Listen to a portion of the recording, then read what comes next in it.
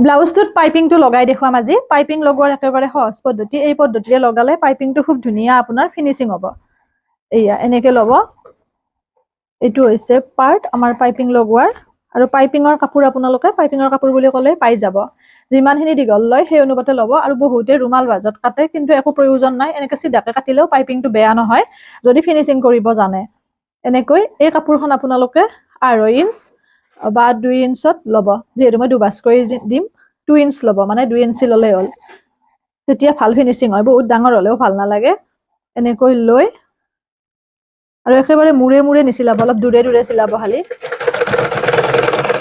এনেকৈ কাৰণ মূৰে মূৰে চিলালে আপোনাৰ ফাহি যাব পাৰে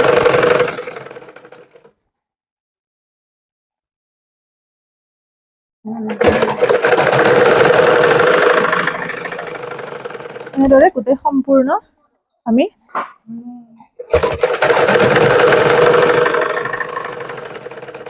চিলাই ল'ম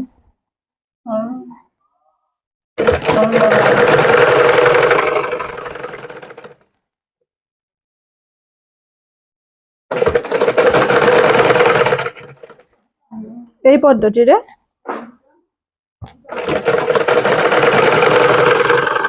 সম্পূৰ্ণকৈ চিলাই ল'ম লৈ পেলাই আপোনালোকক কৈ আছো যিহেতু শৰ্ট কৈ দিছো ভিডিঅ'কেইটা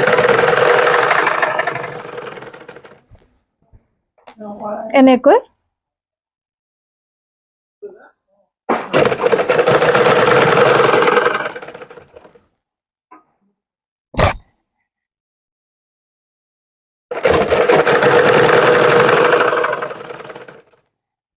এনেকৈ গোটেইখিনি চিলাই ল'ম এতিয়া আমি মাজে মাজে এনেকৈ কাটি দিম পাইপিংটো যিহেতু এইখিনি আমাৰ লগাই লোৱা হ'ল মাজে মাজে এনেকৈ কাটি দিব এইটো কিন্তু দিয়াটো অত্যন্ত জৰুৰী বা দিবই লাগিব তেতিয়া পাইপিংটো ভাল ফিনিচিং হয় এনেকৈ মাজে মাজে যাতে চিলাইটো কটা নাযায় সেইটো লক্ষ্য ৰাখিব এই কামটো সাৱধানে কৰিব লাগে এনেকৈ গোটেইখিনি মাজে মাজে এনেকৈ আপোনালোকে কাটি দিব এতিয়া আমি টম লগাম এইটো হৈছে মেইন গুৰুত্বপূৰ্ণ দিশ ব্লাউজ এটাৰ এইটো টম এইটো আমি সোমাই পেলাই পাইপিংটো লগাব লাগে টমটো আপোনালোকে যিকোনো মানে এইবোৰ টেইলৰিং মেটেৰিয়েল পোৱা দোকানতে পাই যাব টম বুলি ক'লে হ'ল এনেকৈ দিব মানে অকল টমডালৰ হিচাপত পাইপিংটো হ'ব লাগিব এইয়া এনেকৈ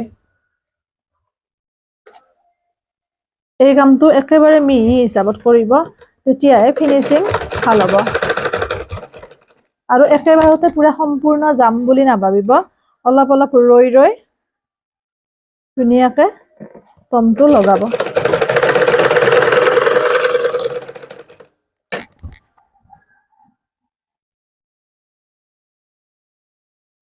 এই পদ্ধতিৰে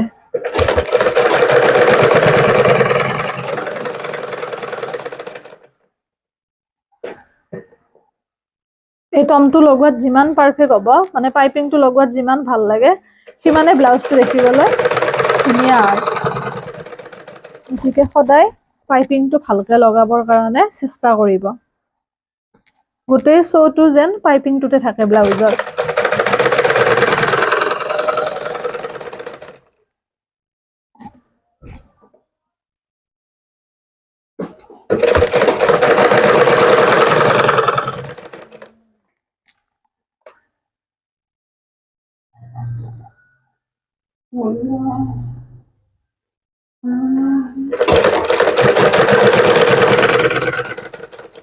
এনেকৈ সেম পদ্ধতিৰে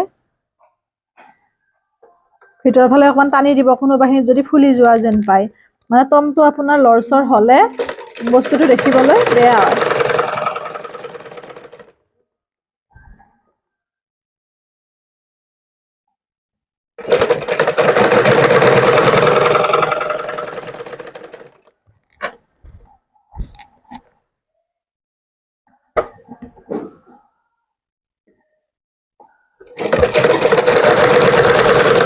এনেকৈ গোটেইখিনি মই এয়া হৈ গ'ল এইখিনি আমাৰ লগাই লোৱা হ'ল এতিয়া আমি পিছৰ ষ্টেপ কৰিম পিছৰ ষ্টেপৰ কাৰণে এই বস্তুখিনি অকমান মই কাটি দিম তেতিয়া আমাৰ ৰাউণ্ড শেপটো খুব ধুনীয়া হৈ থাকে একো প্ৰব্লেম নাই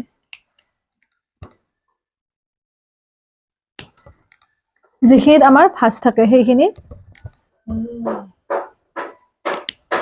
এয়া এনেকৈ এয়া হৈ গ'ল। এতিয়া আমি বাকীখিনি এনেকে মুননিটো মাৰি যাম। এইখিনি বস্তু খুব ধুনীয়াকে এনেকে ফিনিচিং কৰি দিব। এনেকৈ এই পাইপিংটো যিমান সৰুকে ফিনিচিং দিব পাৰে সিমানে ব্লাউজটো চৌ উঠে।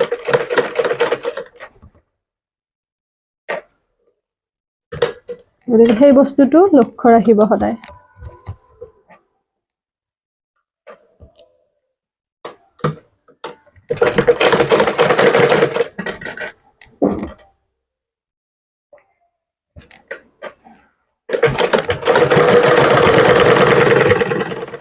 এনেকৈ যিমান সৰু হ'ব সিমানে পাইপিংটো ভাল লাগে।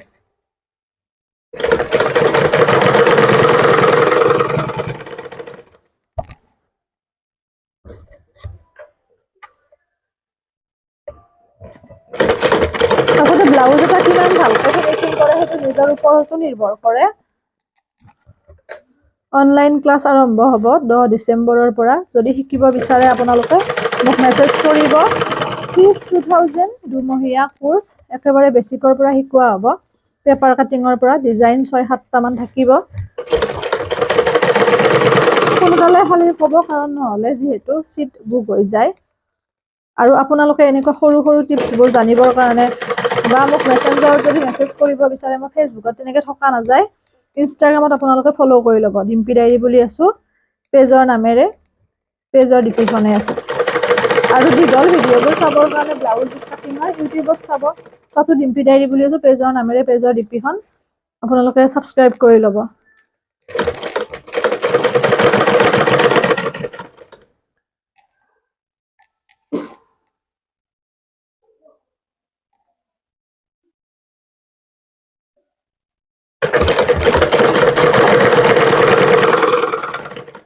এনেকৈ ধুনীয়াকে মই গোটেইখিনি চিলাই ল'ম। এইয়া পাইপিংটো লগাই লোৱা হৈ গ'ল, দেখিছেনে? ইয়াতে আইৰণ কৰিব আছে, আইৰণ কৰা নাই এতিয়াও। এনেকে আপোনালোকেও পাইপিংটো লগাব, খুব ধুনীয়া হ'ব। এয়া এইটো হৈছে ফ্ৰণ্ট চাইড, সেইটো হৈছে বেক চাইড। আশা কৰোঁ বুজি পাইছে ধুনীয়াকে। এনেকে লগাব পাইপিং। এয়া হৈ গ'ল পাইপিংটো লগাই লোৱা।